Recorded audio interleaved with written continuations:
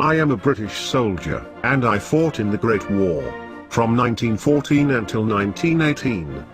Most of the time, I was on the front line in France, fighting against the Germans.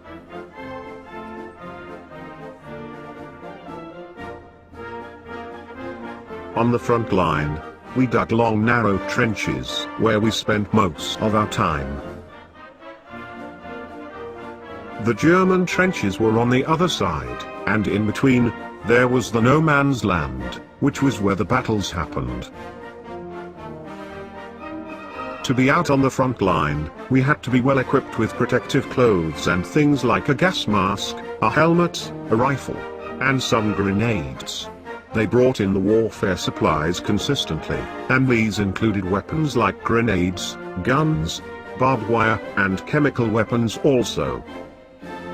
Chemical weapons were basically extremely toxic gases that would burn our bodies from both inside and outside and kill us in the worst way.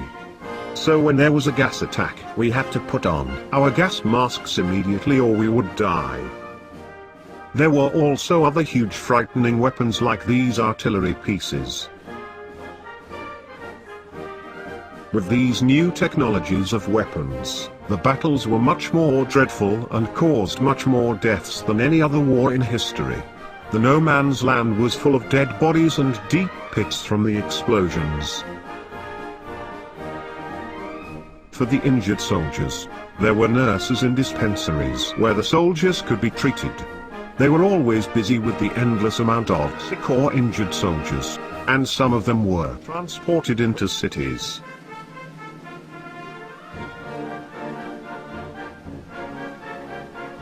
During the battles, we couldn't cook, or sometimes we didn't have enough food, so we had to consume iron rations.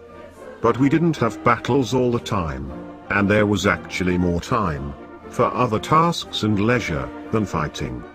We usually had rations of meat and vegetables made by other soldiers in the kitchen, and even received chocolate from home, but as time went by, they gave us hard, cold bread and pea soup instead, because we were running out of food.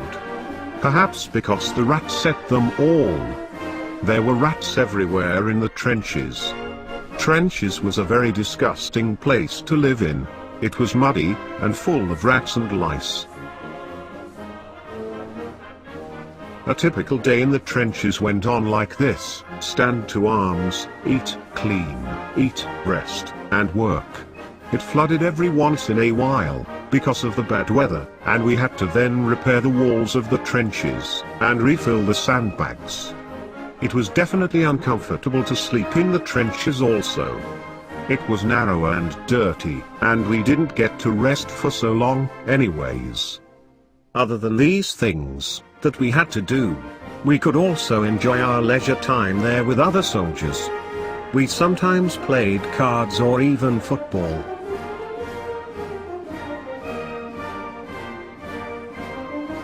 Many of us kept journals of the experiences during the war, and of course, we never forgot to read and write letters to home. This was what was keeping us alive. We couldn't bear with all the horrible killing, and dead bodies, and fear, if it wasn't for our families waiting for us. We've all had unspeakable nightmares of our friends being killed, and parts of bodies burning off, and all we could do was to fight with the time that would take us to get back home.